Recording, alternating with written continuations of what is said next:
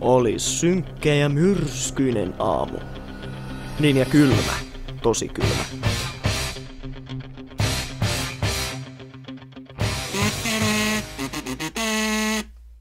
Hyvät opiskelijat, tänään on Aleksis Kiven päivä ja oppilaskunnan hallitus on sen kunniaksi valmistellut teille seuraavan videon.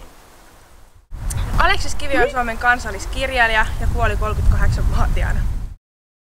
Aleksis Kiven oikea nimi oli Aleksis Stenvall ja Kivi oli vain hänen taiteilijanimensä. Aleksis Kiven tunnetuimmat teokset ovat Nummisuutarit ja 7 veljestä, joka on käännetty yli 40 kielelle. Ja seuraavaksi niukkaa profilointia 7 veljeksestä.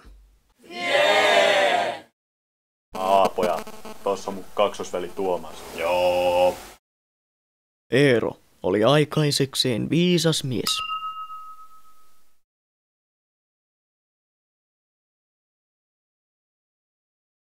Hei, olen Simeoni ja olen alkoholisti. Hei Simeoni. Hei, minä olen Lauri, metsien mies ja tuossa on minun kaksoisveljeni Timo. Joo. Tästä puuttuu vielä Juhani, joka oli veljestön vanhin, mutta äkkipikainen, määräilevä ja vähäälyinen. Seuraavaksi on luvassa ensimmäinen säkeistö 7 veljeksen oravan laulurunosta, joka on laulun muodossa.